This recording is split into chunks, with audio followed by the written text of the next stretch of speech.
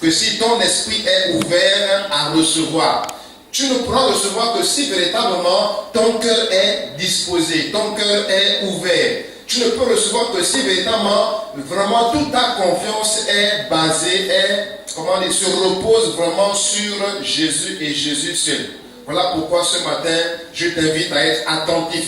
Je t'invite maintenant à oublier ce qui s'est passé à la maison. Je t'invite maintenant à rentrer dans la présence de Dieu avec un cœur disposé, avec les pensées totalement tournées vers le Seigneur, avec un cœur totalement libre vraiment de recevoir la sémence de Dieu ce matin.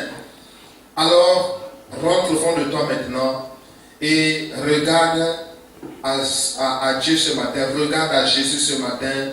Je sais une chose, la Bible déclare que celui qui se confie en l'Éternel, il n'est jamais confus. C'est-à-dire qu'il n'est pas dans la confusion, il n'est pas dérouté, il n'est pas perdu, il n'est pas entraîné à gauche, à droite. Non, mais celui qui se confie à Dieu, il est forcément conduit par Dieu et il est vraiment sous la protection de Dieu. Et donc, à ce moment-là, Dieu le bénit encore davantage. Je ne suis pas en train de parler de la bénédiction matérielle. Je suis en train de parler de la bénédiction spirituelle, c'est-à-dire la grâce et la faveur divine. La grâce et la faveur de Dieu. Alléluia. Amen. Donc ce matin, j'aimerais que tu élèves ta voix. Je ne vais pas te dire ce que tu vas dire à Dieu, parce que tu n'es plus un enfant. Aux enfants, on peut encore apprendre à parler, mais toi, tu es déjà un adulte. J'aimerais seulement que tu élèves ta voix ce matin. Selon ce que tu as dans ton cœur, selon ce que tu ressens et selon ce que tu veux de ton Dieu ce matin, selon ce que tu veux de ton Jésus-Christ Nazareth ce matin, que tu élèves la voix librement, que tu élèves la voix, que tu dises quelque chose à Dieu. Librement, élève ta voix, dis quelque chose à Dieu ce matin. C'est ainsi que le Seigneur lui-même, qui connaît les profondeurs de ton cœur, qui connaît le besoin le plus profond de ton cœur, que tu vas exprimer de ta bouche, lui-même saura te répondre au temps convenable. Alors que tous nous puissions élever nos voix, chacun librement, selon son cœur, selon ses désirs, selon ses problèmes, accès libre à ton cœur pour te convaincre. Il ne pourra jamais convaincre quelqu'un de l'extérieur, ce n'est pas possible. Le Saint-Esprit convainc lorsqu'il est déjà en toi, lorsque tu as déjà laissé la porte ouverte. Là maintenant, il peut te convaincre. Tant qu'il est encore en dehors de toi, tant que tu l'as encore mis de côté, tant que tu n'as pas encore permis l'accès à ton cœur, il ne pourra pas te convaincre. Donc ce matin, le secret que je donne ce matin, c'est de libérer ton cœur. C'est de dire, ok, d'accord, je reconnais que jusque-là, je n'ai pas laissé le Saint-Esprit véritablement me convaincre. Je n'ai pas cherché véritablement à être convaincu. Je n'ai pas cherché véritablement à accepter de tout mon cœur cette vérité-là. Même si je ne comprends pas tout, mais je comprends une chose. On m'a dit, et on vient de me dire encore ce matin, que si je garde ces choses sur moi, si je garde toutes ces parures sur moi, je vais aller en enfer. Peut-être que c'est trop fort comme message, mais Seigneur, maintenant, je prends la décision de te laisser libre accès à ma vie. Je t'ouvre mon cœur, rentre maintenant en moi, que le Saint-Esprit rentre pleinement en moi pour me convaincre, pour me conduire dans toute la vérité. Élève ta voix, mon frère, ma soeur. Surtout nos soeurs ce matin, parce que c'est votre séminaire. On est là juste pour vous accompagner. Ma soeur ce matin, élève la voix. Dis à Dieu cela. Dis à Dieu, Seigneur, je t'ouvre mon cœur. Je ne comprends pas tout aujourd'hui. C'est vrai. Mais maintenant, je prends la décision d'ouvrir mon cœur pour que tu rentres et que tu puisses me donner le témoignage de la révélation de la vérité qui se cache derrière ces choses. Élève ta voix, ma soeur, et prie le Seigneur, prie le Seigneur, prie le Seigneur.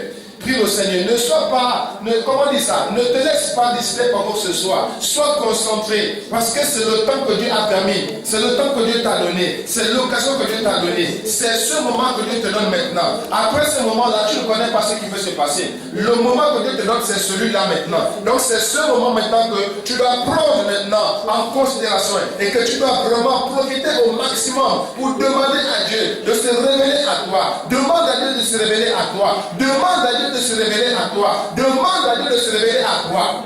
Beaucoup n'étaient pas convaincus hier. Et lorsqu'ils ont prié, lorsqu'ils ont demandé à Dieu, Dieu leur a révélé ces choses. Dieu leur a montré la vérité.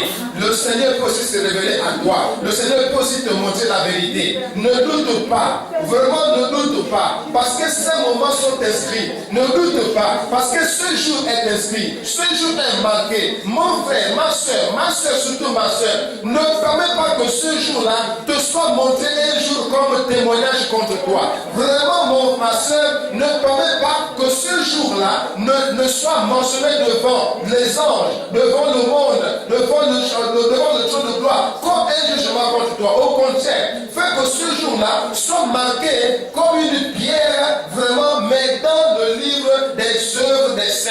Donc, frère, ma soeur, prends la décision aujourd'hui là de s'ouvrir véritablement au Seigneur. Le Saint-Esprit est toujours disponible. Il est toujours disponible. Il ne cherche que ceux qui le cherchent, c'est tout. Il ne cherche que ceux qui le cherchent.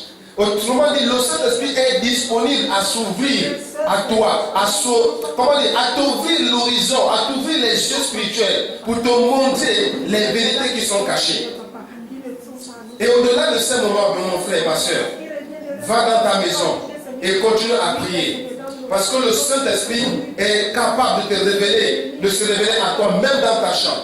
Il peut le faire maintenant, comme il peut le faire même dans ta chambre. Il peut le faire même quand tu es en train de prier, même à la cour ou pendant que tu es en train de marcher. Pense à ce message.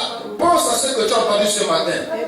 Pense à tout ce que tu as entendu ce matin. Et demande à Dieu, demande au Saint-Esprit de se révéler à toi. Oh Jésus. Merci Seigneur.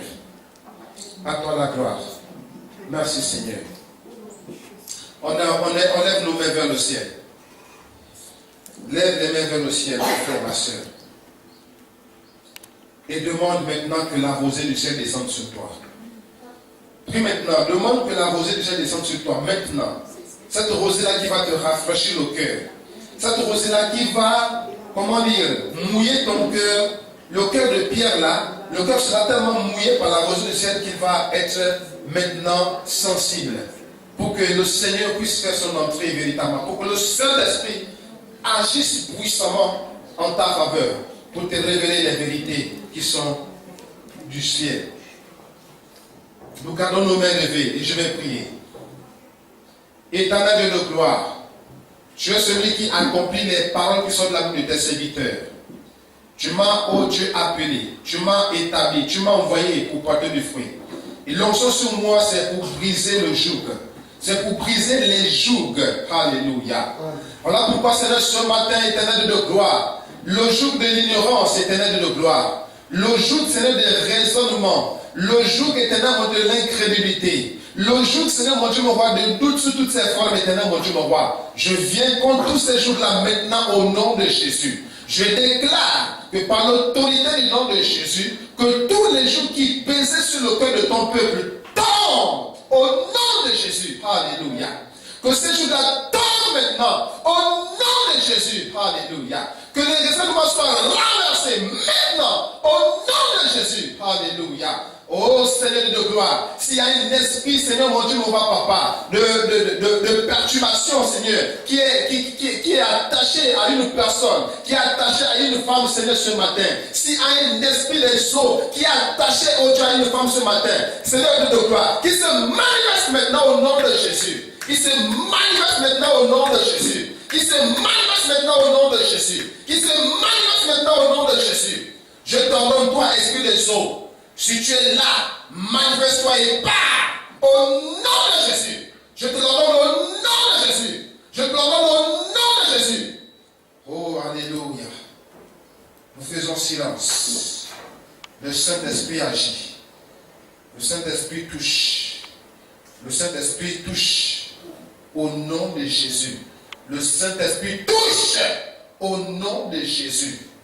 Le Saint-Esprit touche. Alléluia, alléluia, alléluia. Oh, alléluia. Merci Seigneur Jésus. Merci Seigneur Jésus. Alléluia. Merci Seigneur Jésus. Merci Seigneur Jésus. Alléluia. On reste dans le silence. Le Saint-Esprit continue à se mouvoir. Mon frère, ma soeur, libère ton cœur tout simplement. Laisse-toi aller. Le Saint-Esprit est là. Il est là. Il est là. Laisse-toi simplement aller. Il va te toucher. Il va te toucher, il te touche. Il vient, il touche. Alléluia. Laisse-toi aller simplement. Laisse-toi aller. N'aie pas honte. Même si tu tombes, ça c'est pas un problème. Si tu tombes, ça veut dire que c'est l'esprit là qui te laisse, qui te libère. Donc laisse-toi simplement aller. Reçois seulement ton toucher maintenant. Ouvre seulement ton cœur. Reçois maintenant. Reçois maintenant. Reçois maintenant. Reçois maintenant. Au nom de Jésus. Alléluia. Alléluia. Alléluia. On est concentré. On regarde à gauche et à droite. Tu te regardes au fond de toi-même. Seulement au fond de toi-même. Alléluia. Merci Seigneur Jésus. Pour ton toucher. Merci Seigneur Jésus. Pour ton toucher. Merci Seigneur. Merci Seigneur.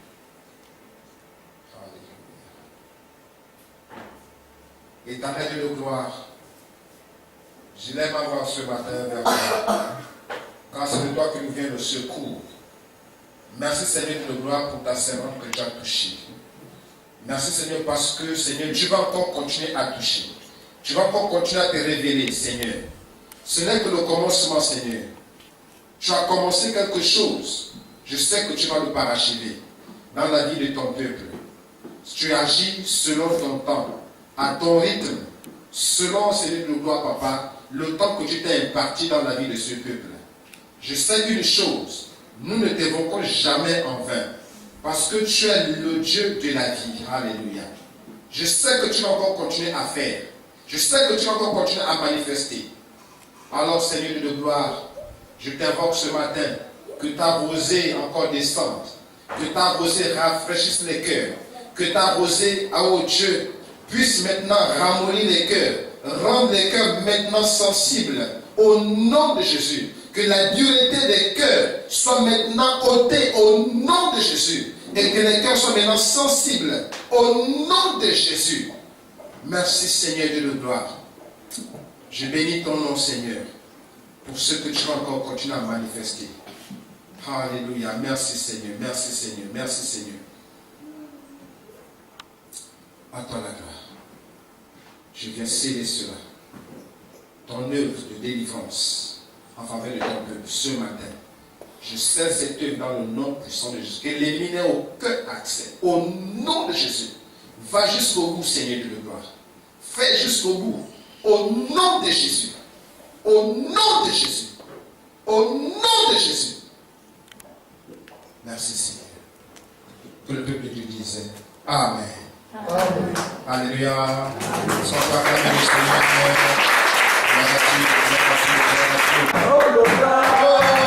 Quand Jésus avait tout accompli, quand son sang avait tout mon être, là aussi j'ai été bon. Il a gagné, Jésus a gagné, il a gagné. Oh, mon Dieu a gagné. Oh, mon Dieu a gagné. Jésus, mon roi, oh, il a gagné.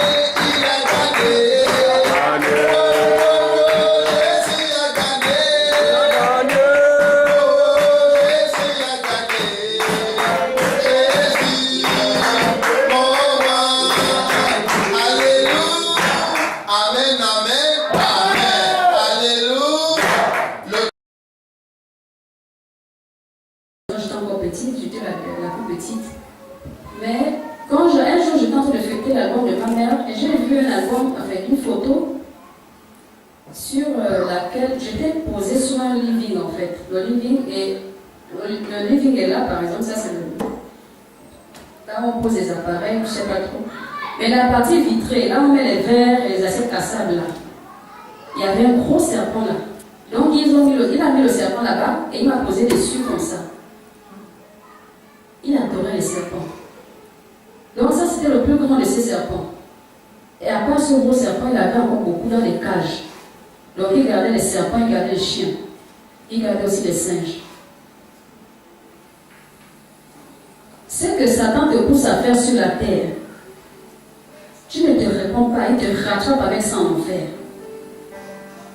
C'est ce qui s'est passé avec mon père. De la même façon qu'il aimait les serpents, il les domptait. Pour lui, c'était comme les gens acclamaient, c'est quelque chose d'inhabituel. On voit quelqu'un qui dompte des serpents, qui joue avec, comme s'il joue avec, je ne sais pas, un chiot ou bien un chaton. Et les gens sont émerveillés. Pour lui, il voyait là que c'était sa gloire. Mais regardez ce qu'il lui faut en enfer. Et c'est comme ça qu'à un moment donné, quand Satan a vu que mon père était en train de me parler, ils l'ont mis un cadenas. Ils l'ont bouclé la bouche avec un gros cadenas. Et mon père a arrêté de me parler, mais dans son regard, je sentais qu'il voulait encore me dire quelque chose. C'est comme ça que je n'en pouvais plus. Je me sentais désarmée. Genre, tu veux bien aider quelqu'un, mais tu es vraiment incapable. En enfer, tu ne peux pas aider quelqu'un. Ce n'est pas toi qui peux aider quelqu'un. Celui qui peut aider, c'est le Seigneur lui-même. Toi, tu ne peux rien faire. Et c'est là où tu vois un moment que nous les hommes, nous sommes rien. On passe notre temps à... On est trop orgueilleux. On est orgueilleux. On compte trop sur nous-mêmes, on compte sur nos forces, on compte sur notre intelligence, mais nous ne sommes rien. Je vous assure que nous ne sommes rien. C'est comme ça que le Seigneur m'a ensuite enlevé de là. Il m'a mené ailleurs, là où j'ai vu un petit garçon de 12 ans. Et l'enfant là était en train de crier, et en fait il était encore surpris d'être là. La révélation a lieu le 24 mars. Et ce garçon était tombé là donc le 23. Donc le 23, c'est-à-dire la veille de la révélation. Il est tombé là la veille, de la veille jusqu'au jour de la révélation, le lendemain, l'enfant était surpris, il s'est dit, mais qu'est-ce que je fais là? Et il criait de toutes ses forces. Et c'est comme ça que quand il nous a vus, il a crié au Seigneur, mais Seigneur, qu'est-ce que je fais ici? Seigneur, fais-moi sortir. Et j'étais là, je le regardais. Et c'est comme ça que j'ai dit au Seigneur, enfin, je ne comprends pas. Et le Seigneur m'a dit que l'enfant là est ici pour impolitesse. Il ne respectait personne. Il parle mal aux grandes personnes, il répond comme il veut. Il donne des réponses comme il veut aux gens, aux grandes personnes. C'est un enfant, par exemple, toi, une grande personne, elle sa propre mère, son père. Il était arrivé à ce stade-là. Son père lui parle, il tourne son dos, il part. C'est comme si ce n'est pas lui qu'on s'adressait. L'enfant était arrivé à ce stade.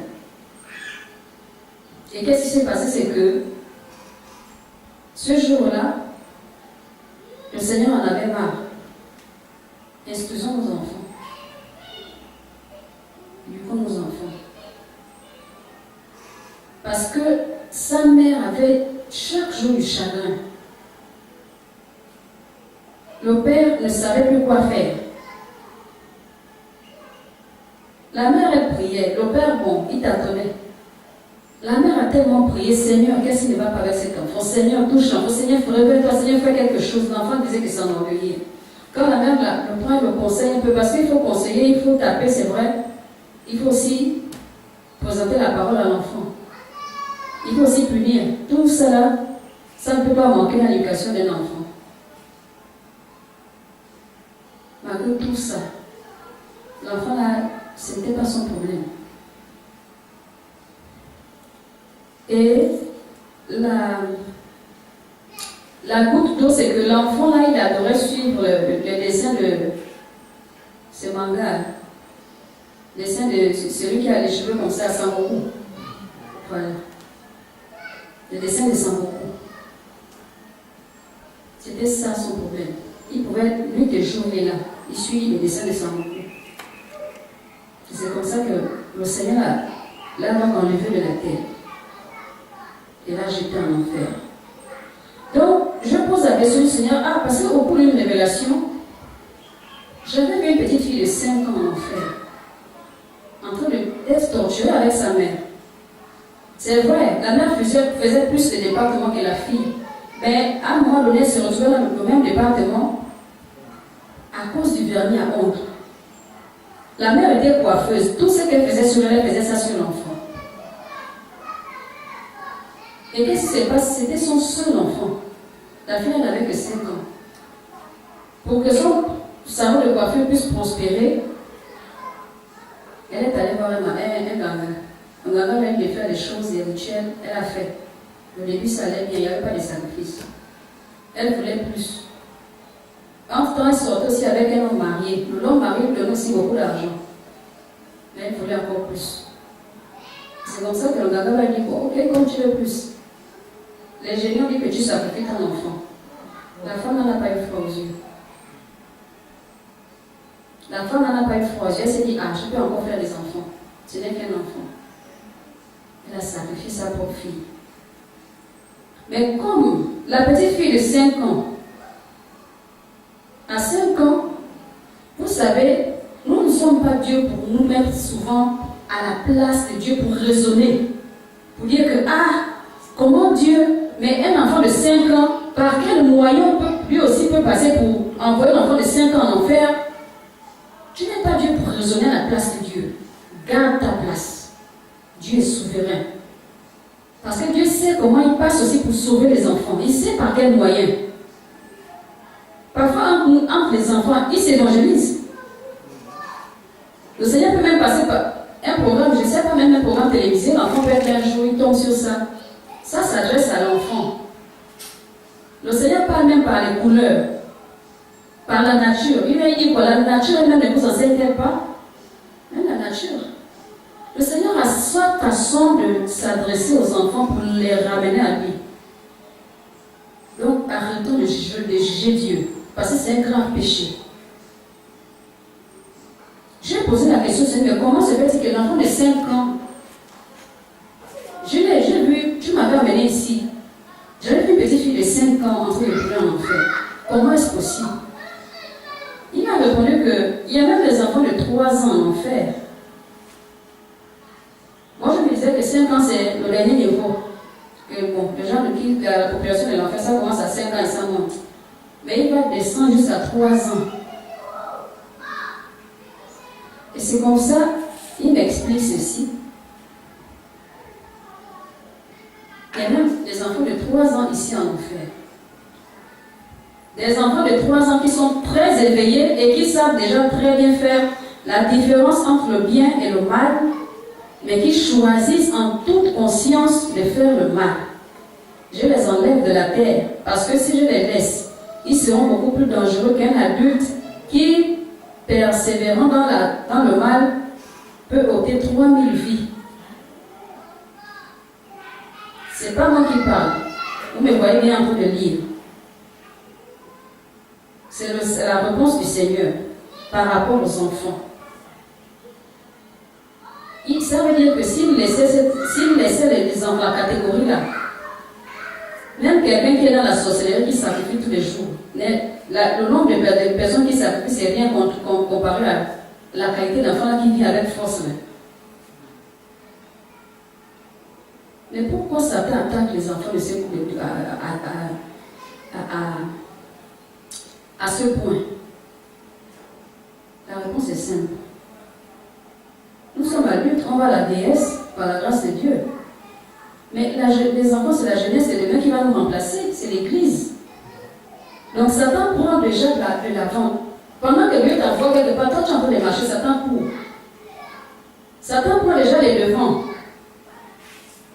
Aujourd'hui, il y a une femme qui disait que Les plus grands sorciers aujourd'hui, ce n'est pas les grands, ce sont les enfants.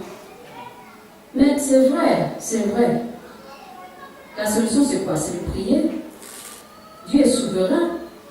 C'est pas pour autant qu'on va dire, oh, donc les enfants sont des sorciers. Oh non, je vais maintenant commencer à marcher sur les œufs. Par rapport à quoi? Les enfants qui sont sorciers là, ce sont des âmes à sauver. Bon, maintenant, c'est toi que je te dis, comme c'est que je vivais. C'est que tu te mets maintenant, tu marches quand la personne arrive. Oh non, il est sorcier. Tu marches maintenant, on te voit marcher maintenant, tu as promis pour marcher, pour fuir, pour sortir. Tout ça parce que le sorcier est rentré. Le sorcier aussi, c'est une âme à sauver. Si tu ne le reprends pas avec beaucoup d'amour, c'est vrai, il va t'attaquer. Parce qu'il y a un autre Dieu qui est Satan. Toi, tu as Jésus. Mais si ton Jésus est le vrai Jésus, tu as peur de le ramener. Tu ne veux pas accepter ton Jésus. Mais si c'est le Jésus qui fuit le sorcier, c'est que ton Jésus n'est pas le vrai Jésus. Parce qu'il est aussi dans Jésus. Hein. Et le Seigneur poursuit en disant, si je les laisse, ils feront beaucoup pire, alors que moi, je préserve l'homme pour le sauver. Chacun est libre dans son choix entre la vie et la mort. Après, il me dit, bon, viens, je te ramène, tu vas d'abord noter ce que tu viens de voir. Et il est allé le rendre à l'église. Et après ça, une autre fois, il est encore arrivé. J'étais en train de suivre le témoignage de la petite fille ghanéenne. Elle s'appelle Philippa. Et pendant que je suis le témoignage, elle, en fait, le témoignage porte sur l'horloge, la fin des temps en fait. Donc je suis en train de suivre ce témoignage, et c'est alors que, quand j'ai fini de suivre, j'ai senti en fait le besoin de parler au Seigneur. C'est comme ça que je me suis mise à prier, j'ai réclamé sa présence, j'étais dans le bureau des pasteurs. Et donc, quand il arrive, je me suis basée sur Jérémie 33.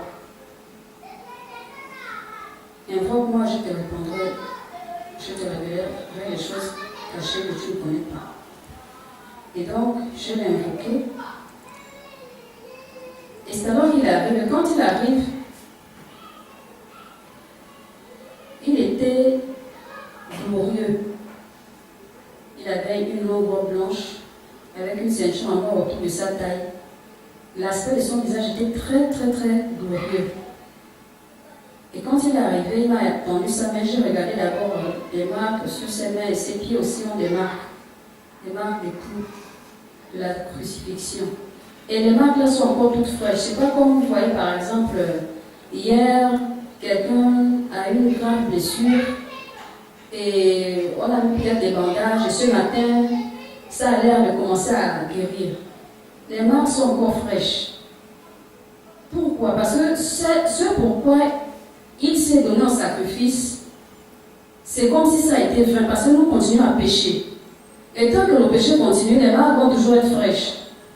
Alors que normalement, ça ne devait plus être le cas si on était conscient. Parce que malgré le sacrifice, il y a toujours plus d'âmes qui vont en enfer qu'au ciel. Donc c'est comme si c'était vain. Et le Seigneur fait cela chaque jour à cause de ça. Et c'est comme ça, quand il arrive, il m'emmène d'abord dans un jardin. Il me pose la question, qu'est-ce que tu vois? Et dans ce jardin, j'avais des fleurs en fait, qui étaient très épanouies, très belles et avec de très bons odeurs. Des fleurs en fait très fraîches. Et il y a une fleur en particulier qui était vraiment, je peux dire, il y a toutes les fleurs étaient là, mais il y a une en particulier qui a attiré mon attention en fait. Elle était vraiment très fraîche.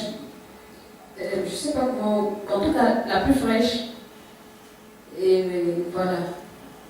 Il me pose la question, qu'est-ce que tu vois? Je lui réponds que voilà, je vois en tout cas, le jardin, il y a une fleur qui est là, elle est toute fraîche, elle est seule, alors qu'il y a d'autres qui sont autour et tout, voilà. Et après,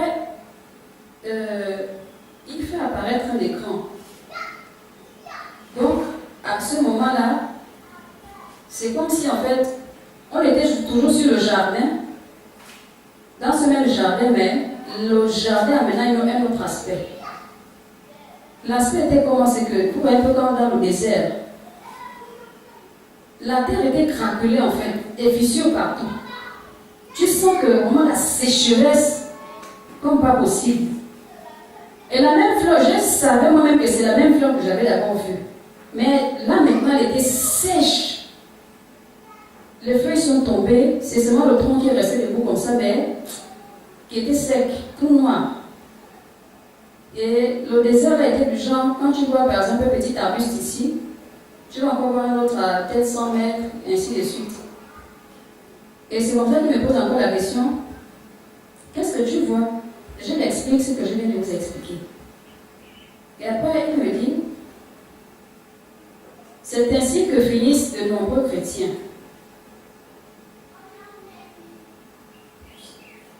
Je dis, je ne comprends pas. Il me dit, oui, il y a des chrétiens, ils peuvent bien commencer. Mais après, ils finissent à l'image de ce jardin. Donc quand tu commences bien, tu as le Saint-Esprit, tu as la présence de Dieu en toi, tu as l'image du premier jardin. Mais une fois que tu tombes peut-être dans un péché quelconque, vous savez, hein, la religion nous a appris que le seul péché c'est la fornication. Même quand tu manges un péché, c'est au même titre. Parce que de la même façon qu'on torture celui qui fornique va en enfer, le menteur aussi va en enfer. Le rancunier aussi va en enfer. Le péché, c'est le péché. Le péché, c'est pas seulement la fornication. Donc, c'est pas parce que une soeur là, peut-être, vous savez peut-être que oh, telle soeur vit dans la fornication. Vous allez maintenant porter des regards bizarres sur le en tant que toi-même, tu es menteuse, tu es orgueilleuse, tu es vaniteuse, tu es hypocrite. Tu es même pire que la personne qui vit dans la fornication parce qu'elle, au moins, elle cherche à quitter. Peut-être c'est le seul péché maintenant pour lequel elle se bat. Mais toi, tu as tout ça en toi. Tu es pire que l'autre. Mais quand même, c'est toi qui te mets à la juger. Et du coup, l'autre, maintenant, elle est gênée au lieu des autres. Parce qu'on voit toujours que c'est moi la plus grande pécheresse parce que je viens à la fornication avec toi. Le péché, c'est le péché. Et c'est comme ça que le Seigneur me donne comme réponse, il poursuit en disant que, bon, moi je vais d'abord poser la question, qu'est-ce que cela représente, parce que je veux bien comprendre. Et il m'a répondu que lorsqu'un chrétien l'accepte dans son cœur, il vient s'établir avec son royaume. Et lorsqu'il vient s'établir avec son royaume, la personne, en fait, c'est à l'image du premier jardin. Mais lorsque la personne pêche, et s'éloigne de lui, lui-même il quitte. Et c'est Satan et son royaume qui vient maintenant s'établir dans la vie de la personne, et la personne est maintenant à l'image du deuxième jardin. Après, il poursuit en me disant, ce que tu vois, c'est malheureusement la condition de plusieurs chrétiens. Nombreux sont dans des églises, mais ils sont à l'image de ce que tu viens de voir, le deuxième jardin. Après, j'ai dit au Seigneur, s'il te plaît, cite-moi le nom de ces églises et le nom des pasteurs si possible aussi. Et c'est comme ça qu'il a commencé à me les citer.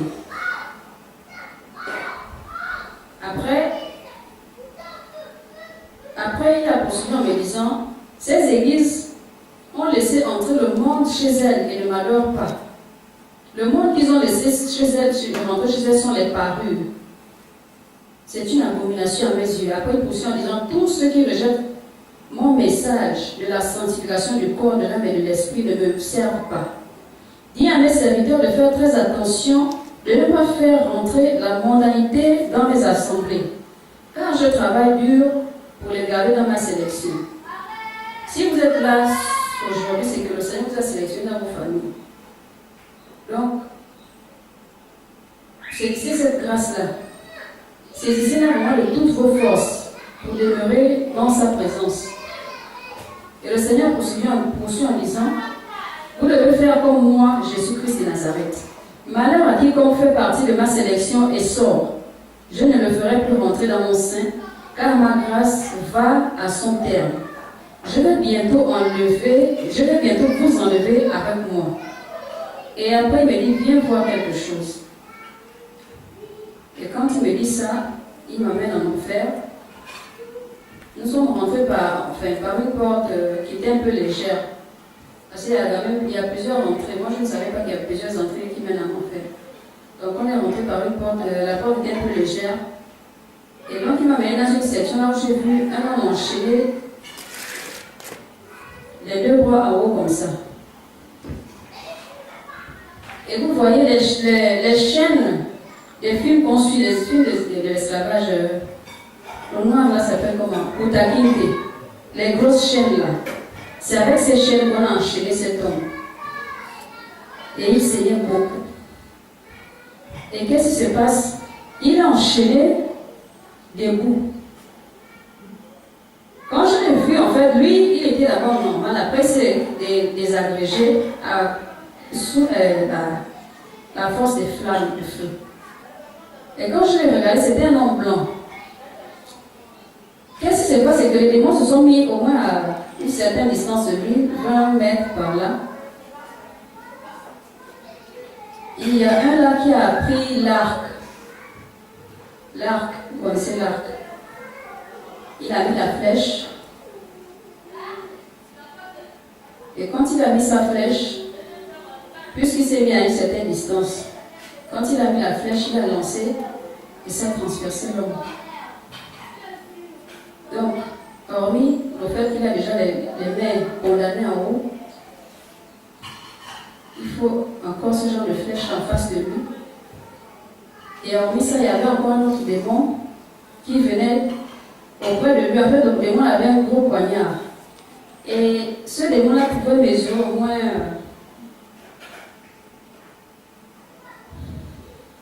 4 ou 5 mètres.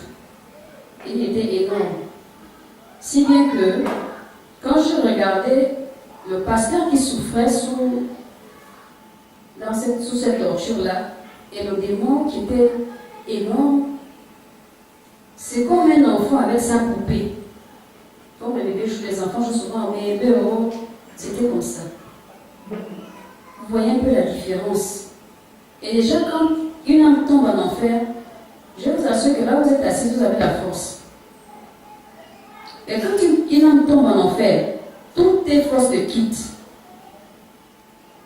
Tu n'as aucune force de lutter contre quoi que ce soit. Et ce pasteur était là. Et le démon là qui était juste à côté de lui, hormis celui qui lui lançait les flèches en face, il fléchait comme il veut, autant qu'il veut. Il y avait un à côté de lui qui était énorme, comme je vous l'ai expliqué, qui avait un long poignard comme ça. Et le poignard, c'est le genre de poignard qui est comme ça en fait. Que les bouchers indiens utilisent là, je ne sais pas, indiens ou sénégalais. Sa tête est comme ça. Donc quand il vient, il était juste à côté. Et non, de son état, il enfonçait ça ici. Il n'enfonçait pas sa joie comme ça, mais il enfonçait sa jambe de telle sorte que ça rentre pour ressortir ici. Et ce pasteur-là, vous voyez comment, quand le démon a fait sortir, c'est avec force. Donc, le pasteur, vous voyez comment ses intestins tombent. Ça sort du ventre et ça tombe. Et il est seulement là dans la douleur. La douleur du feu, la douleur des flèches, la douleur du poignard, la douleur des chaînes, des bras en l'air condamnés sur une seule âme. Prenons notre salut au sérieux. Saisissons la grâce que le Seigneur nous accorde. C'est comme ça qu'il criait de douleur. Il n'avait rien, en fait, il ne faisait rien d'autre que crier, supplier. Il suppliait les démons. Le démon que tu envoies le feu aujourd'hui, si tu ne te réponds pas, ce sont les mêmes démons que tu vas supplier demain. Cet homme-là était pasteur, c'était un blanc, il était pasteur. Mais il n'a pas eu son salut parce qu'il ne croyait pas en enfer. C'est là où Satan l'a berné. Il ne croyait pas que l'enfer existe. Pour lui, quand quelqu'un meurt, c'est fini. C'est l'annihilation. Comme ils appellent ça, du genre que le néant, quoi. Plus rien n'existe après la mort. Comme tu vois, par exemple, quand tu as, je sais pas, L'annihilation, quoi, c'est le néant, il n'y a rien après la mort. Et c'est là où Satan a eu. Du coup, quand il meurt, il tombe dans ce tourment-là. Donc il criait sans cesse, il suppliait les démons de lui laisser au moins un moment de répit. C'est comme ça que le pasteur va me dire, le Seigneur va me dire que le pasteur mouille de la vie profonde aussi, s'il ne se répond pas, il va atterrir dans ce lieu. Et c'est là où, Seigneur, j'ai dit Seigneur, comment est-ce possible? Et le Seigneur m'a dit que c'est le Saint-Esprit qui confirme sa loi. Mais ça ne sert à rien d'enseigner sa loi sans le Saint-Esprit. Quiconque croit être sauvé par ses œuvres, en accord avec sa parole, et ne croit point que c'est sa grâce qu'il accorde par son esprit qui agrée, finit dans ce lieu de tourment. Je suis Dieu, je fais grâce de sauver à travers le feu. Après, il me dit, je vais te ramener chez ton père. Il te dira pourquoi il est ici. C'est comme ça qu'il me ramène dans une section. Et dans la section là, j'ai vu mon père.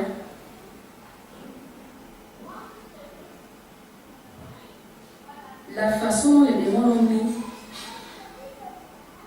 c'était, ils ont, comme je vous ai expliqué tout à l'heure, mais sauf que là c'était dans une autre pièce, un autre département. Qu'est-ce qui se passe? Ils ont attaché les pieds et les mains et ils ont mis une barre, enfin un bois, je ne sais pas trop, quelque chose, en tout cas une longue barre. Ils l'ont mis dessus, donc les bras attachés ici, les pieds attachés d'un côté, mais sur la barre, le feu. Et ils ne se sont pas arrêtés là. Ils ont pris une longue barre de fer. Ils ont fait rentrer ça par la bouche de mon père. Et c'est réparti pour faire ressortir ça par l'anus. Et on le tournait comme ça. Comme quand vous brisez les saucisses ou le poulet. Satan n'a pas de cœur. Satan n'a pas d'amour. Vous n'aimerez pas vivre ça. Enlevez vos paroles, je vous assure. Parce que la mort n'avertira pas. La mort n'avertira pas.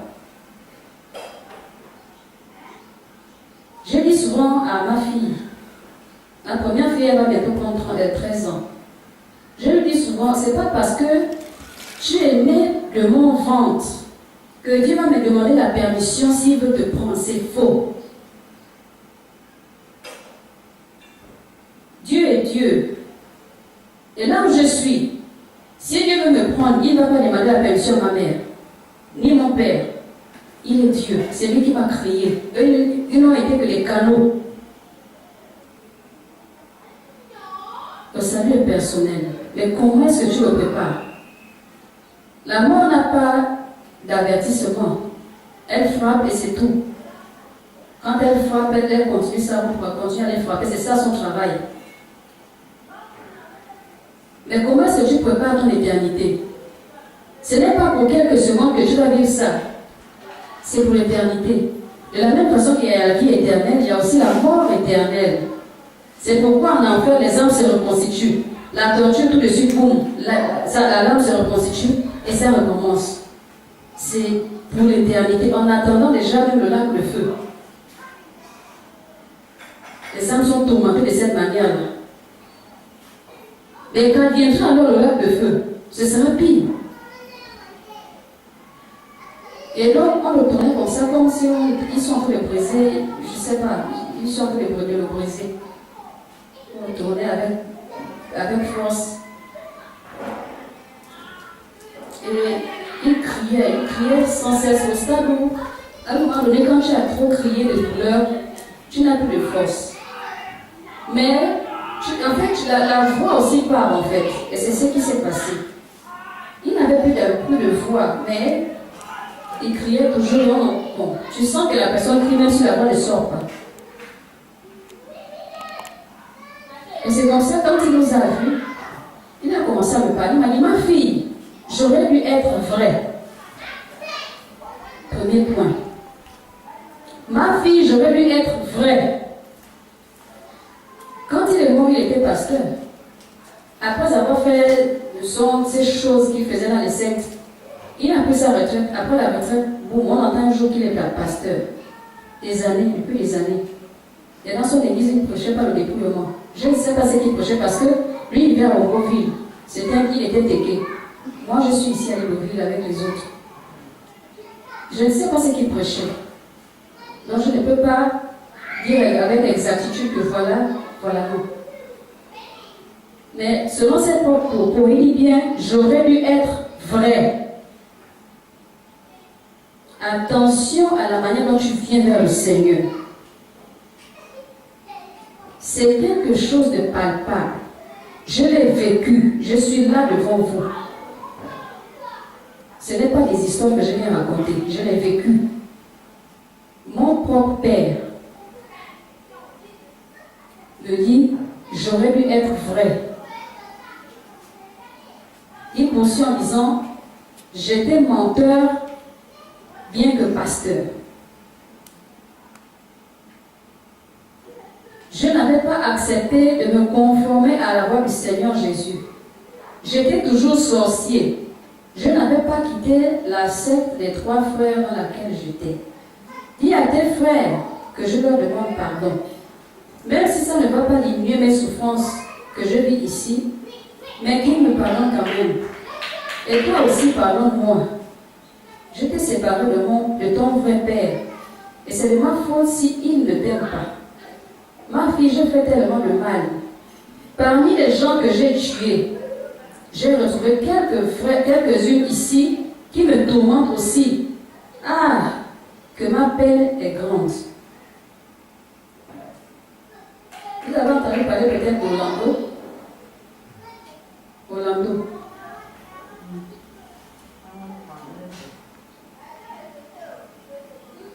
Mon père faisait partie de cette classement. Il travaillait à la sécurité pénitentiaire.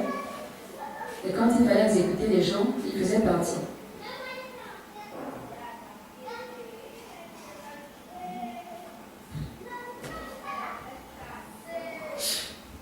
Excusez-moi.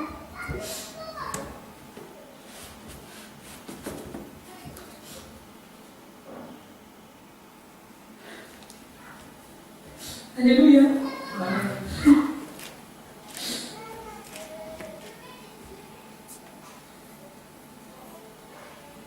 C'est comme ça qu'il s'est tourné au Seigneur. Et il dit, Seigneur, aie pitié de moi. Je vais me repentir. Donne-moi une seule chance, s'il te plaît. Regarde comme je suis torturée ici. Tu m'avais averti. Pardonne-moi. Je lui ai posé la question, papa. C'est tout ce qui t'a amené ici. Tu n'as rien d'autre à me dire qui pourra peut-être sauver les autres sur la terre. Et il m'a dit de dire à sa femme, parce que maman, mon père, il avait 7 concubines. Et ma mère était la 3e, après elle l'a quitté. Donc il est resté avec sa 5e femme. Et c'est elle qui en précédant ses parents qu'il était mort.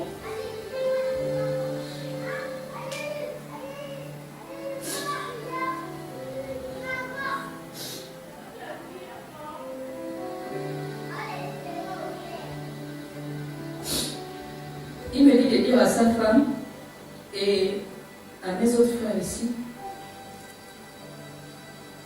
de se débarrasser de toutes les reliques qu'il a laissées.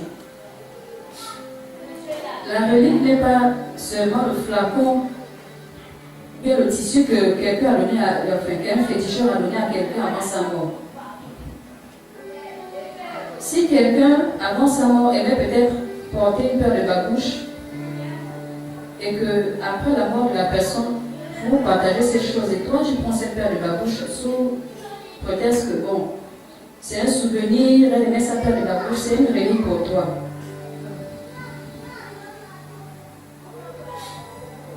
Et c'est comme ça que je me suis mise à pleurer. J'ai dit au Seigneur, Seigneur, je ne veux plus voir ça.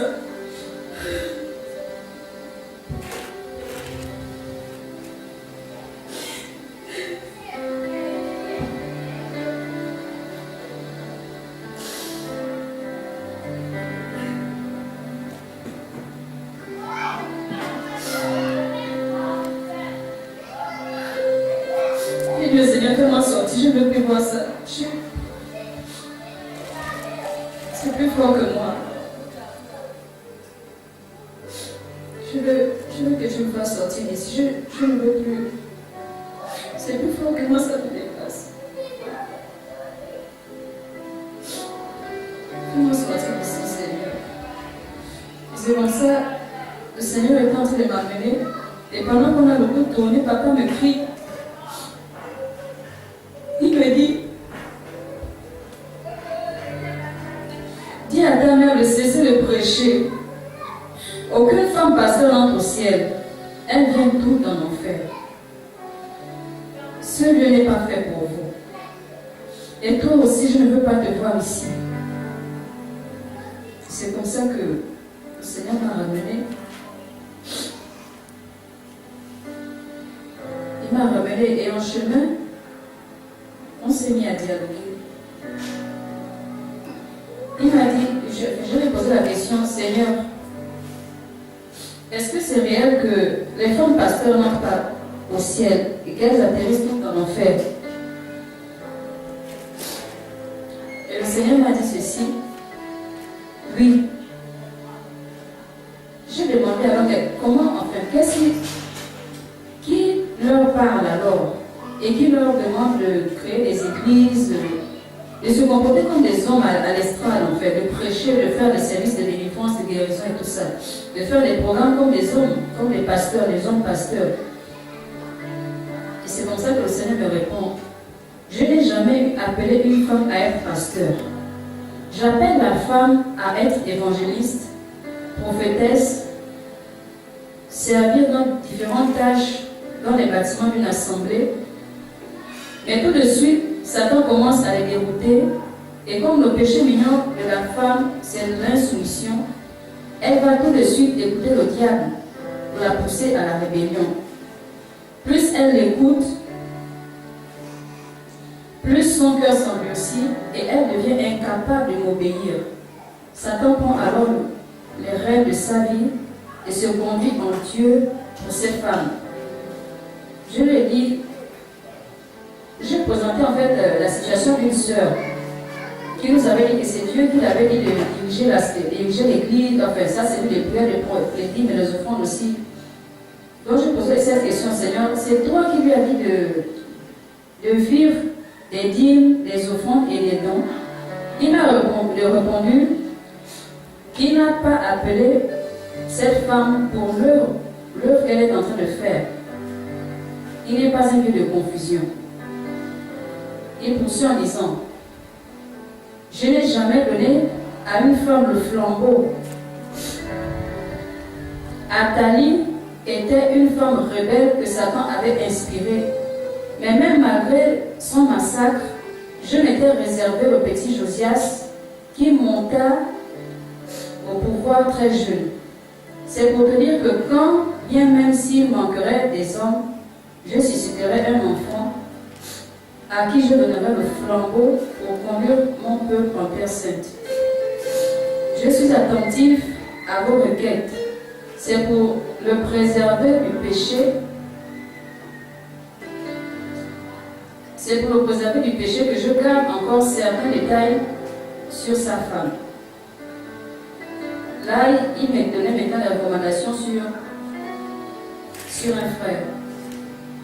Après, il poursuit en disant, parfois vous demandez ce que vous ne pouvez pas supporter.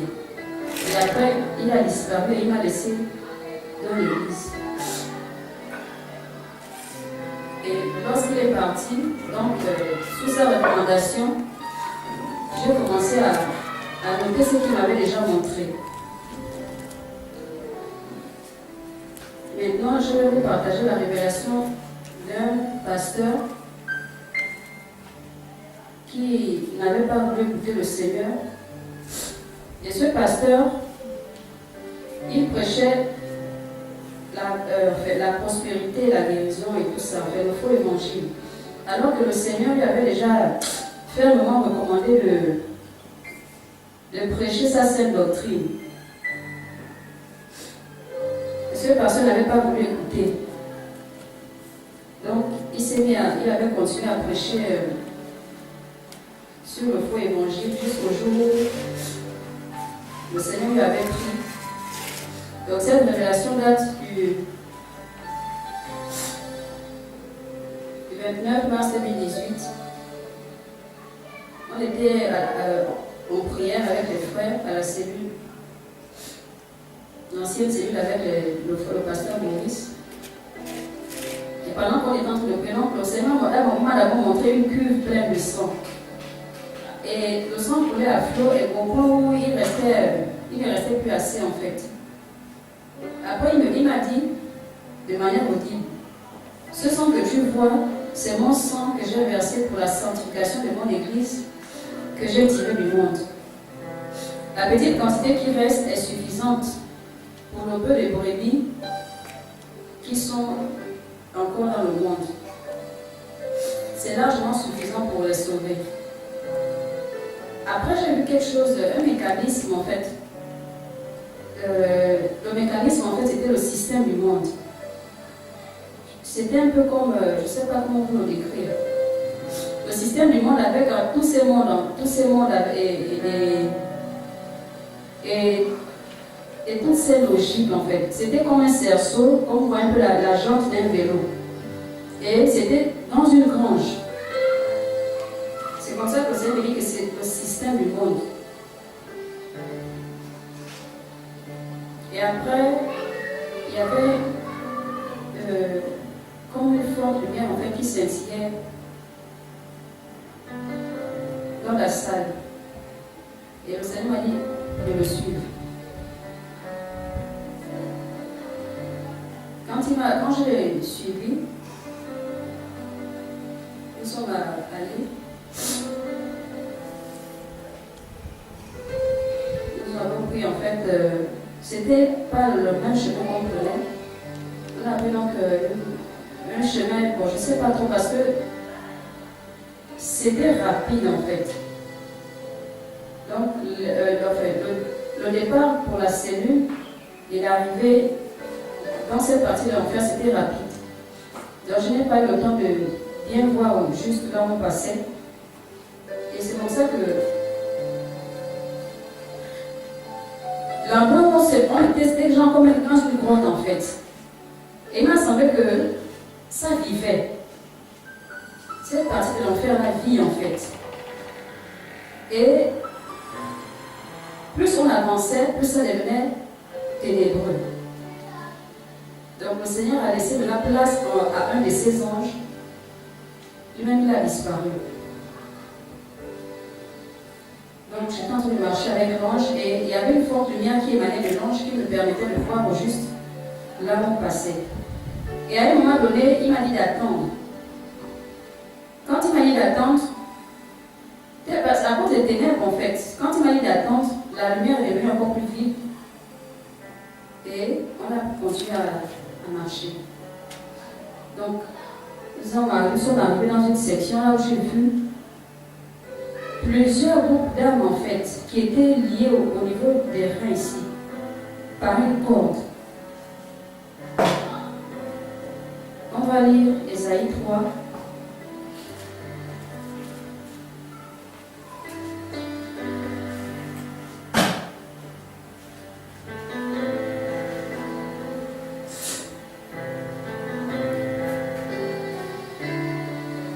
Ésaïe 3, verset 24.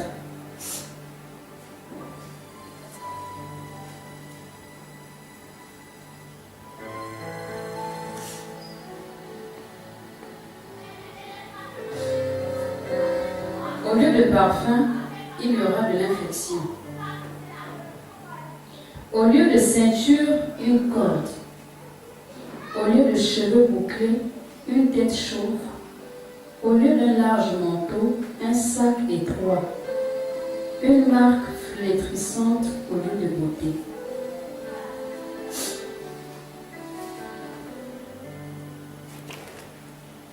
La section dans laquelle, les hommes que j'ai vus dans cette section-là, comme je le disais, avaient des cordes. Elles étaient classées par groupe, plusieurs groupes d'âmes, et toutes étaient liées par des cordes. Et les cordes étaient au niveau de leur hanche ici. Et quand j'ai regardé ces âmes-là, elles avaient tellement brûlé depuis longtemps qu'en fait, c'est le crâne. C'est rien que le crâne. Il n'y avait plus les cheveux en fait. Ça tombait, c'était tombé en lambeaux. Et le crâne était dehors. Elles étaient défigurées. Parce que là, on ne voit que des squelettes, on ne sait pas qui est qui. Mais on sait qu'il y a des hommes, des femmes et des enfants d'un certain âge dedans. On ne sait pas qui est qui. C'est par les fois que tu sens qu'il y a des hommes, des femmes et des enfants dans ce groupe-là. Bon, le squelette des enfants, c'est à cause de la petitesse du squelette. Mais c'est comme tu peux aussi avoir affaire à quelqu'un qui était pauvre de taille. Donc tu ne sais pas, c'est maintenant par la voix que tu sens que donc ça c'est un groupe de femmes, d'hommes et d'enfants d'un certain âge de manger, qui étaient en train de crier dans cette tourmente. Donc qu'est-ce qui s'est passé, c'est que leur crâne était lisse. Et je vous ai parlé des vers hier. Les vers que le feu de l'enfer ne brûle pas, ne consume pas. Ça m'a piqué moi-même. Ils étaient rongés par ces vers, du haut en bas. Les vers les rongeaient sans cesse et les âmes criaient de douleur. Et après j'ai entendu la voix d'un homme en fait en particulier. Toutes les âmes crient oui. Mais quand le Seigneur veut te faire part, en fait, veut faire un peu mettre une des âmes en contact avec toi, tu sais que c'est à toi que l'âme s'adresse. Et c'est comme ça, il y a une âme en particulier qui crie, c'était un homme. Il disait, aidez-nous, je n'en peux plus de vivre ici. Aie pitié, aide-moi. Il s'adresse à moi, je dis, mais je ne peux pas t'aider. Je veux bien, mais je fais comment?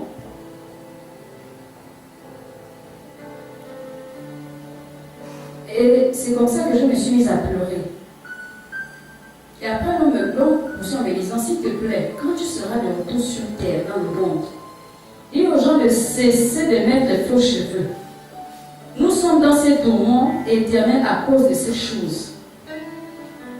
C'est vrai que quand on lit, une parenthèse, quand on lit Ésaïe 3, 24, on peut juste comprendre ça comme ça.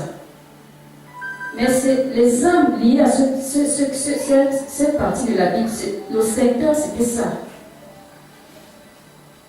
Ce pasteur va citer tout ce qu'il faisait. Il poursuit en disant, j'étais pasteur dans le monde, j'encourageais les fidèles de l'église que je dirigeais à se décaper la peau, à porter les faux cheveux, à se maquiller le visage, à porter les bijoux. Je disais aux femmes de porter les pantalons, les culottes, les strings, les vêtements sexy et indécents. Je disais aux hommes qu'ils pouvaient se corser les visages, qu'ils pouvaient avoir plusieurs copines, plusieurs femmes. Et je disais aussi aux femmes d'avoir plusieurs copains. J'avais dilué la parole de Dieu. Même les parfums.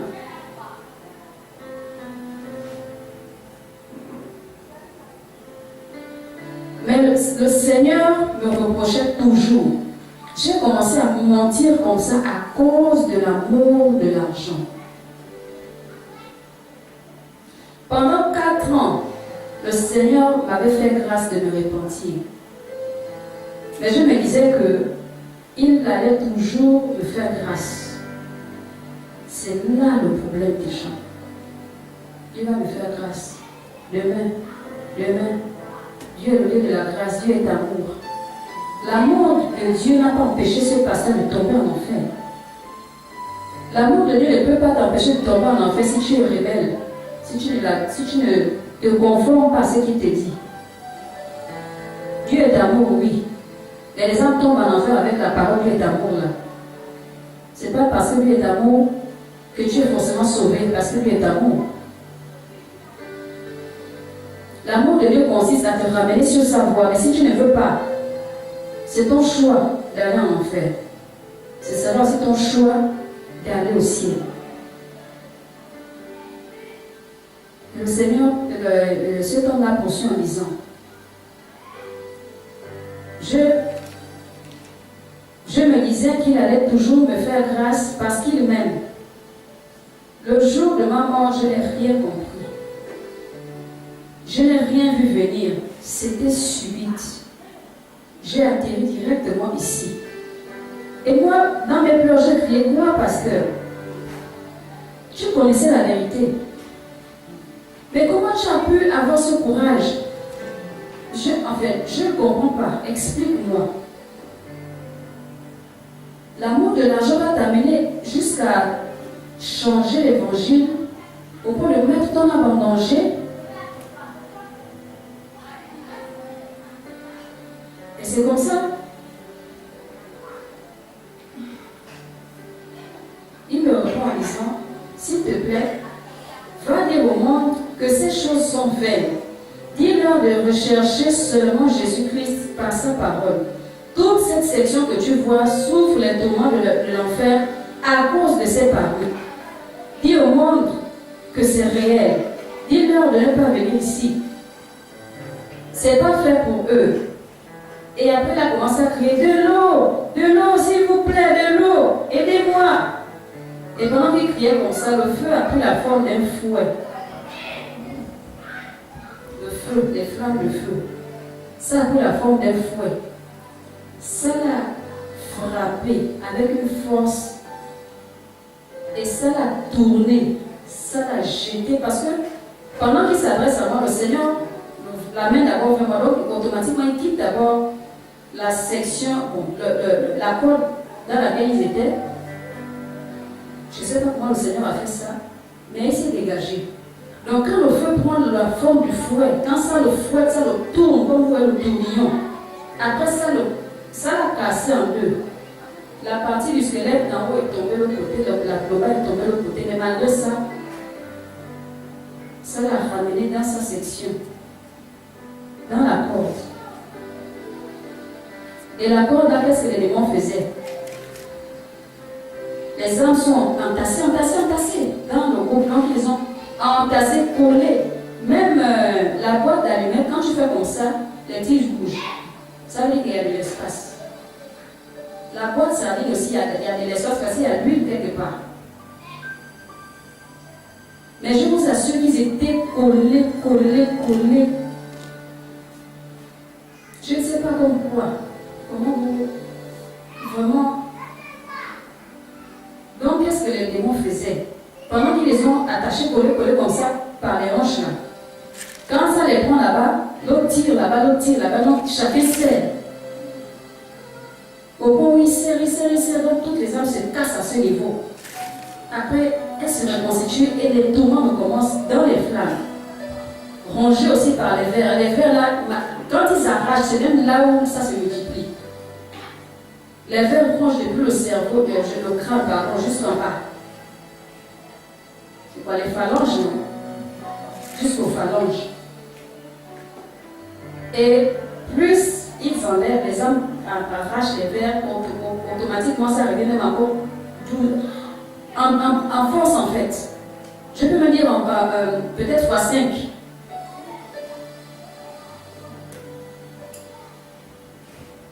Et c'est comme ça que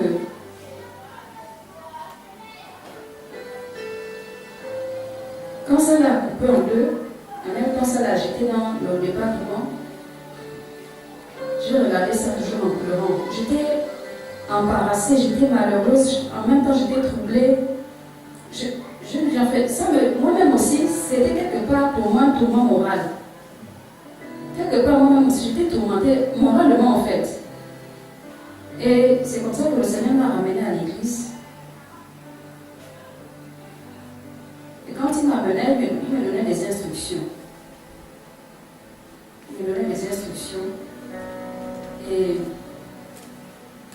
après m'avoir donné des instructions, il m'a demandé de noter ça aussi. Donc, je vais aussi vous faire part il y a encore beaucoup à dire, mais je veux juste partager cette dernière révélation sur l'enfer avec vous. Et après, la deuxième séance, on va parler du ciel. En fait, ça, je veux juste vous exhorter. Vous savez, nos pasteurs ne nous veulent pas du mal. Si vous voyez souvent nos pasteurs nous marteler sur quelque chose, c'est parce que Dieu les a mis devant. Ils voient ce que nous ne voit pas. Le Seigneur n'est pas, je ne sais pas, il sait pourquoi il les a mis devant nous. Mais encourageons-les. Encourageons-les parce que la vie qu'ils mènent aussi n'est pas facile. Chaque jour, ils doivent faire face à certains combats, à certaines attaques, aux tribulations, sans compter les épreuves, les persécutions. Mais si nous, on vient encore ajouter nos fardeaux sans faire aucun effort, au lieu de les encourager à aller de l'avant, ça les maintient sur place. Maintenant, pendant qu'ils prennent la peine de nous parler, de nous aider à sortir, à quitter le mauvais état dans lequel nous sommes, si nous demeurons toujours rebelles, on ne les aide pas de un, et nous-mêmes aussi on sera un mauvais service.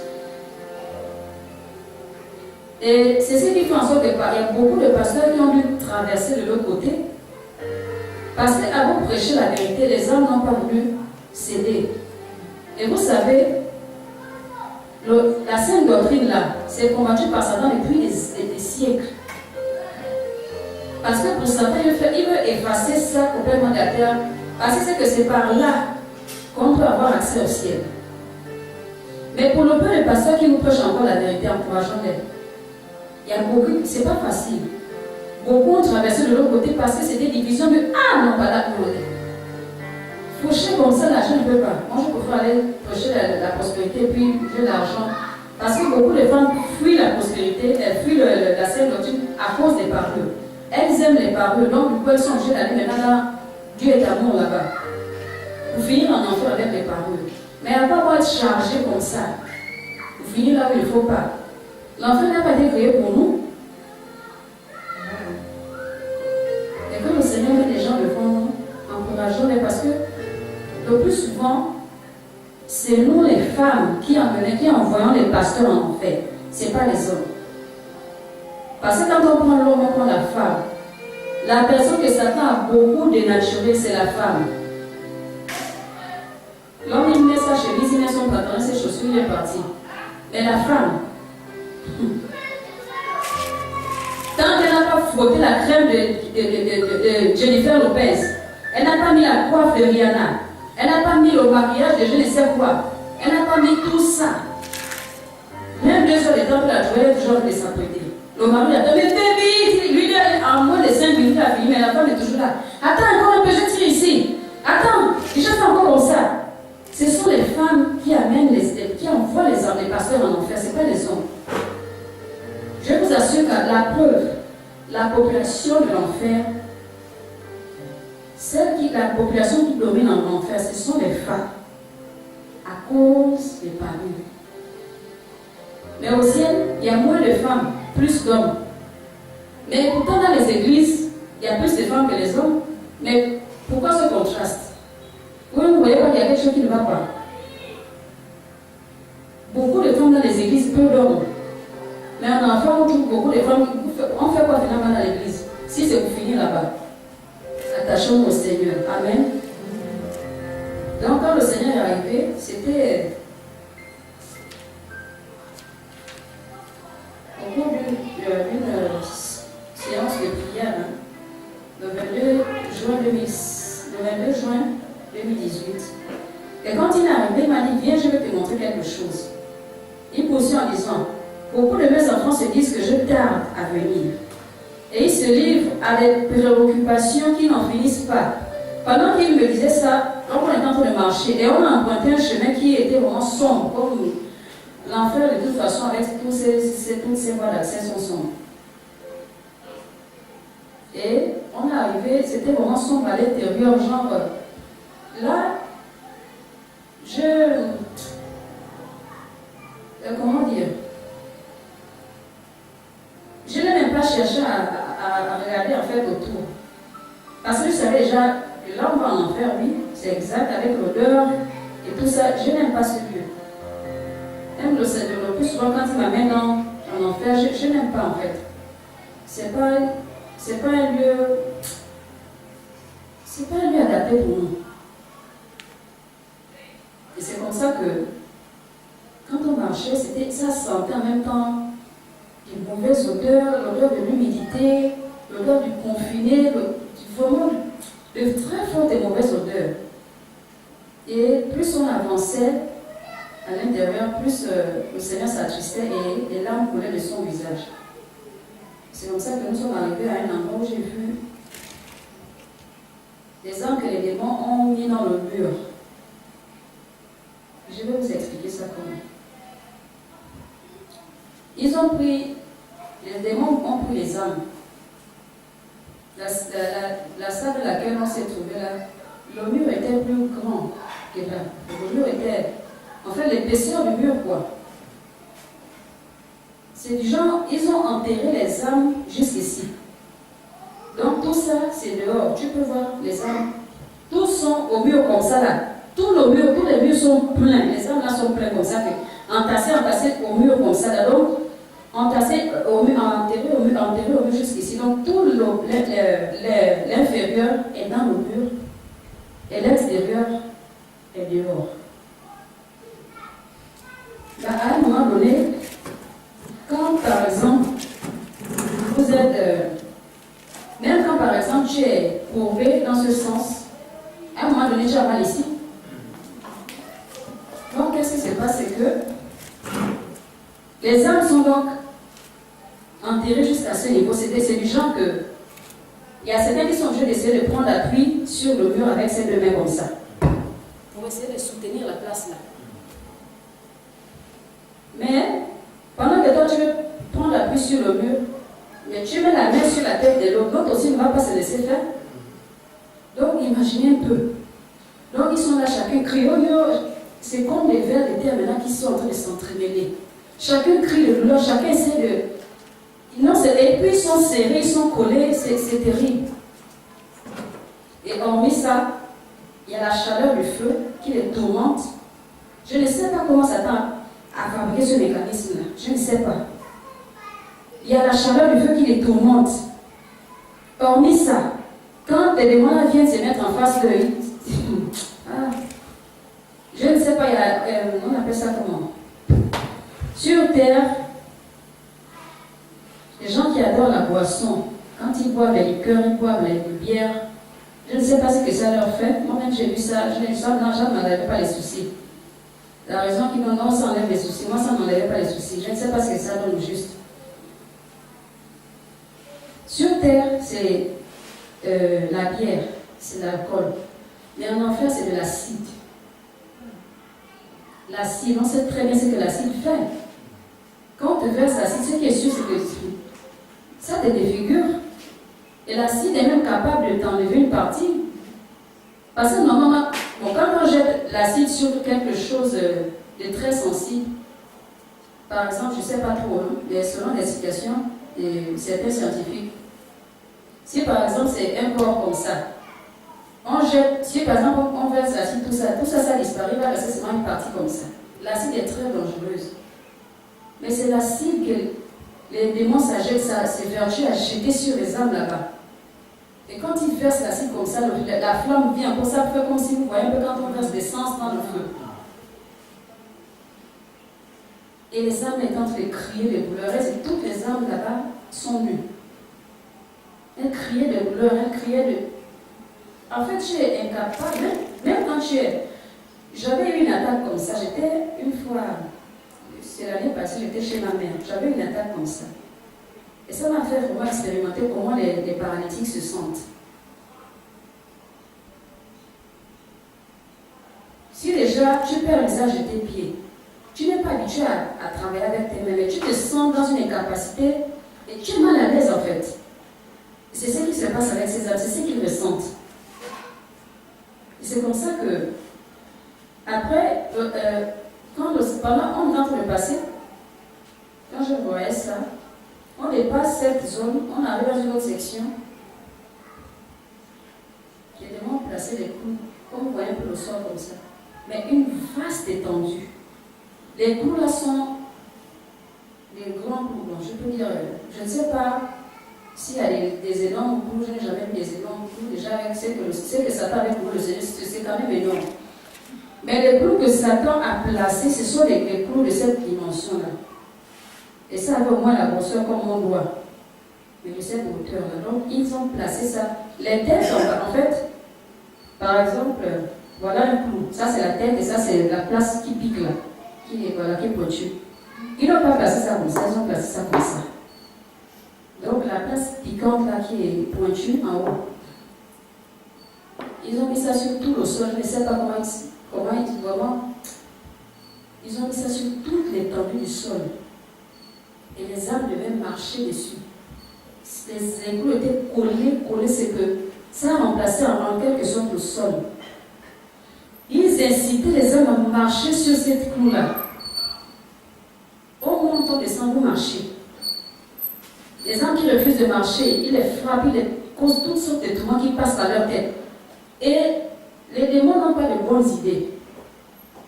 En tout cas, en ce qui concerne les hommes, les démons n'ont pas de bonnes idées. Et c'est comme ça qu'ils se sont mis à les tourmenter et leur demander qu'ils étaient censés marcher sur ces clous-là. Quand j'ai regardé, je me suis rendu compte qu'il y a même des chrétiens sur la terre qui s'étaient dépouillés, qui s'habillaient décemment selon la volonté de Dieu, mais le cœur était noir. Les chrétiens là aussi ont atterri là-bas. La sanctification, ce n'est pas seulement le corps, ce n'est pas seulement le cœur. C'est corps, âme et esprit. Tu peux te débrouiller et faire semblant devant les autres, mais Dieu te voit. C'est quand tu peux aussi continuer dans tes paroles et dire en tout cas, Dieu va me faire grâce à la fin de ma vie. Tu ne connais pas comment cette vie va finir. Hein? Moi-même, j'étais morte subitement la première fois. Je ne m'attendais pas à ça. Si ce n'est pas les prières que le pasteur continuait, moi, j'étais qualifiée pour l'enfer. Je partais à cause des péchés du cœur. Je cachais tout. Même lui-même, il ne savait pas que j'avais la haine contre ma mère. Il ne savait pas ça. Je l'avais caché. À ses yeux, je faisais mis de rien. Mais Dieu me voyait. Et il m'a rattrapé. Les chrétiens aussi étaient parmi. Et quand j'ai regardé, qu'est-ce qui s'est passé en fait, c'est que ceux qui les condamnaient avaient l'impudicité. Donc, l'impudicité, la fornication, dans l'impudicité, on regardait les fornicateurs, les adultères et ceux qui se masturbent. C'est ceux-là donc qui étaient dans cette section que les démons avaient mis les clous pour les clouer en fait une deuxième fois. Une façon de dire que quand le Seigneur s'est déjà sacrifié pour eux, il est parti, on les a cloués. Ces personnes, en quelque sorte, ils ont renié le Seigneur. Donc, en reniant le Seigneur, c'est comme s'ils clouaient le Seigneur une deuxième fois. C'est pourquoi ils subissaient maintenant la torture de ces clous-là en enfer. Et on avance. C'est comme ça que le Seigneur m'amène dans une autre section. C'était un endroit où il y avait une vaste salle. Et déjà, ce que je viens de vous expliquer, c'est le Seigneur qui me l'explique.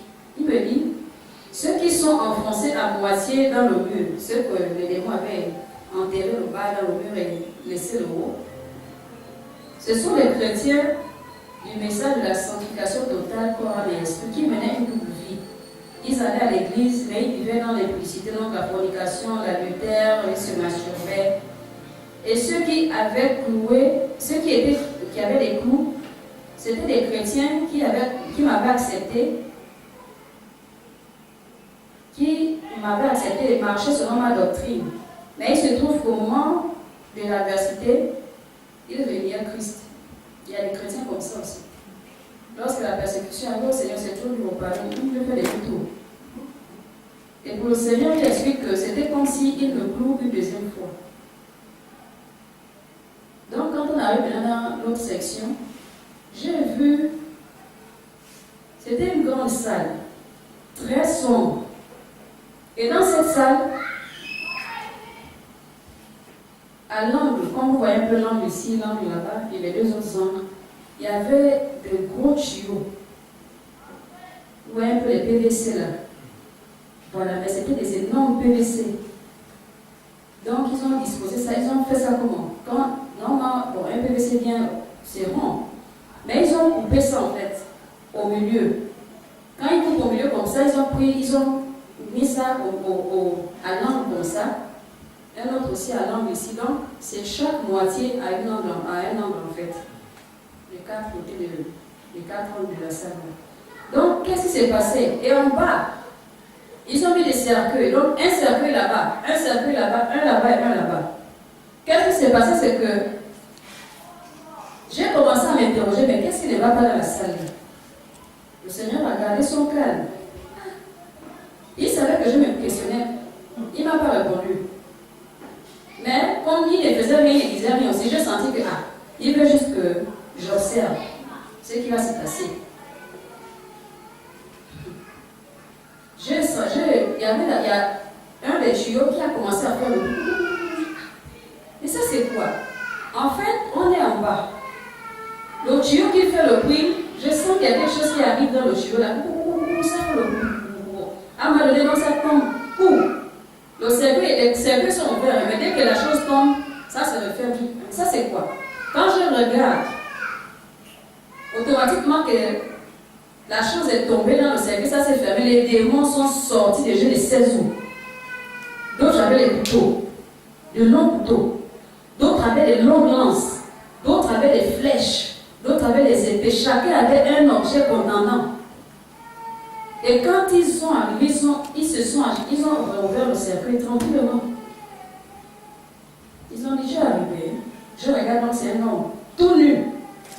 L'homme tremblait dans le cercueil, il s'est mis debout, il regarde autour de lui. Je sais où. Il a dit, j'ai arrivé. Le monsieur ne sait pas quoi dire. Mais je suis où? Bienvenue en enfer. Chacun a commencé à s'acharner sur lui avec l'arme qu'il avait. Chacun enfonçait là où il veut. Je vous assure que je ne sais pas comment décrire ça. Avec une haine pas possible. Je ne sais pas comment vous décrire ça. À un moment donné, ils ont dit, ok, toi là on va jouer avec toi. Ils l'ont allongé dans le cercueil, ils ont fermé. Ils ont pris le cercueil, il y avait une table au milieu de la salle. Tout ça, le Seigneur, les gars ne font que couler. Je regarde la scène, je suis dépassée, je me dis en moi que si j'ai la force de sortir de là de moi-même, je vais sortir en courant et retourner où je viens, mais je vais passer par où? Je ne suis pas venu dans mon corps. C'est le Seigneur qui m'emmène. Mais je sais que l'issue, c'est par où? Il n'y a que c'est lui-même qui est là. Et lui, il est là aussi. Il ne dit rien. Je suis embarrassée. Mais je suis obligée de regarder ça parce que pour le Seigneur, c'est important que je vois ce qui se passe pour venir dire au monde. Et c'est comme ça. Ils ont pris une longue table, comme ça, c'était au milieu de la salle, ils ont posé le cercueil dessus. Chacun a dit, on va maintenant jouer avec toi. C'est lui qui a amené la lance, une longue lance, il vient, il enfonce là-bas. L'autre vient, il dit, en tout cas, moi je prends par la tête, il enfonce ici. Il est dans le cercueil, il crie de douleur, et aucun ne le ratait. Ça, je tiens à le préciser. Bien malheureux qu'il est dans le cercueil, personne ne le ratait. Tous les démons ciblaient une partie et ils atteignaient. Bien que dans le cercueil fermé. Cette personne n'avait rien d'autre à faire. Il pleurait, il criait. Et c'est comme ça qu'après, ils l'ont fait sortir dans avec son cercueil, ils l'ont jeté dans un autre département. L'autre démon a pris le relais. Ils continuent à nous tourmenter selon leur volonté, avec ce qu'ils veulent là-bas. Et qu'est-ce qui se passe? Les 4 tuyaux se mettent à bouger. Et j'ai compris que là, il y a 4 pasteurs qui arrivent. C'est comme ça que j'ai compris. Il y a 4 pasteurs, puis c'est là, dans cette... Puis ça, c'est que les pasteurs, que les démons tourmentent là-bas. Qu'est-ce qui se passe? 4 pasteurs, effectivement, arrivent. Il y avait déjà 4 cercueils à prêter. Là où le cercueil du pasteur qu'on vient d'enlever, là, ils ont remplacé un autre aussitôt. C'est automatique. Ça ne leur manque pas là. 4 pasteurs arrivent, ils atterrissent. 4 groupes de démons atterrissent. Ils arrivent aussi. Le même scénario. Je dis, ah Seigneur. C'est comme ça que le Seigneur malgré les pleurs, il me dit ceci.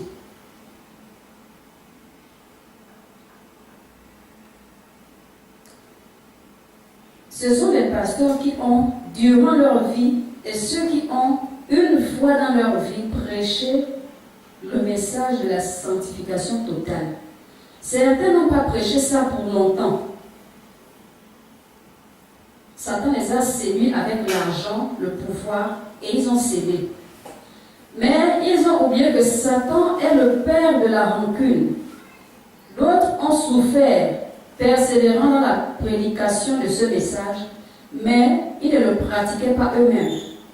Si un pasteur prêche ce message et que je lui ai donné 10 choses à prêcher et à pratiquer, s'il prêche les 10 et pratique 8, il atterrit ici. Car il s'est moqué de moi et il n'a pas aimé son âme. De même que les pasteurs qui ont souffert dans l'observation de ce message, mais qui se sont détournés à la dernière minute. Donc, dis à mon peuple que je ne parle jamais en vain. Personne sur terre ne vous aimera jamais comme moi. C'est comme ça qu'il m'a ramené à l'église. Et il m'avait demandé de noter cette expérience aussi pour le partager. Donc, en ce qui concerne les révélations sur l'enfer, je vais conclure par celui-là. Et dans la prochaine séance, on va parler du ciel.